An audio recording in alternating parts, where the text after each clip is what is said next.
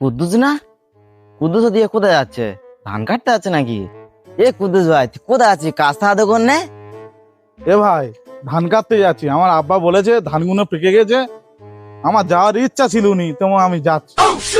কি সর্বনাশ, তুই এই শরীরে বাদায় ধান কাটতে যাচ্ছি, লাভলে উঠতে পারবি? বাদায় যা কাদা। কি বলতেছি ভাই, বাধাই লাভলে আমি উঠতে পারবো না? দেখ যা বাদায় কাদা, লাভলে উঠতে পারছি কি দেখ।